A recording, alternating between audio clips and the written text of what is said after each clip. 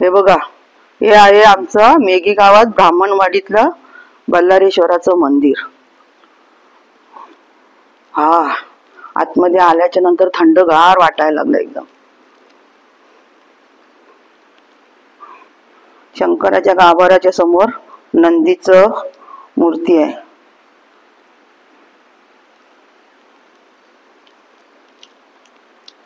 ही घंटा आहे, याला घाट सुद्धा म्हणतात.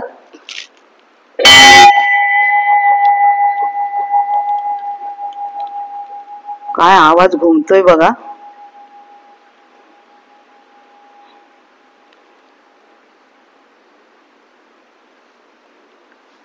श्री बल्लारेश्वर प्रसन्न. हे इथे आतमध्ये शंकराचा गाभारा आहे, वरती कळस आहे शंकराच्या पिंडीवर. छान वाटतंय.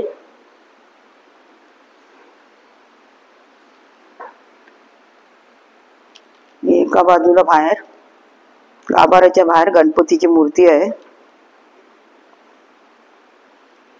इथे पण एक मूर्ती आहे.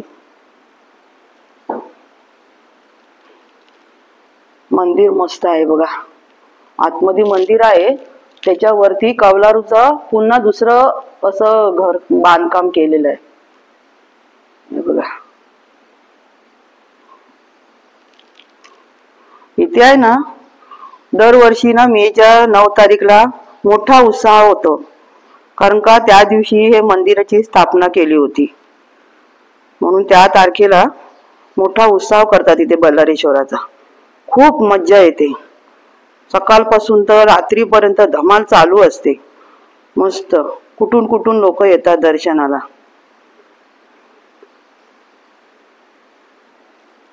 आनंदी आहे.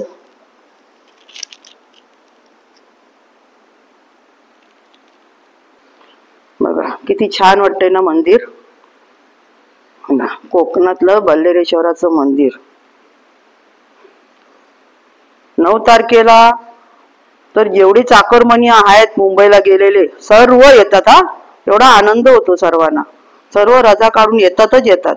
कारण का आमच्या ब्राह्मणवाडीत आहे ना, 7 तारखेपासून सगळे प्रोग्राम चालू होतात. आमच्या वाडीची पूजा असते 7 तारखेला. इथे 9 तारखेला पूजा असते ब्राह्मणवाडीत बल्लारेश्वराची. अजून भरपूर वाड्या आहेत, तिकडे सुद्धा पूजा होतात. म्हणून सर्वजण येतात, खूप मजा करतात. कोकणाची तर मजा वेगळीच आहे, तुम्हाला तर माहित आहे ना. मंदिरांच्या दरवाजावर मस्त कोरीव कामाची नक्षी आहे. कोरीव काम, मस्त फुलांची नक्षी आहे, कोरलेली आहे बघा.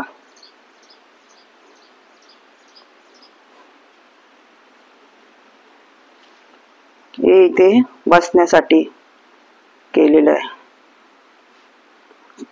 दोन्ही बाजूला केलेलं आहे, इथे सुद्धा केलेलं आहे. छान वाटतंय की ना, मस्त.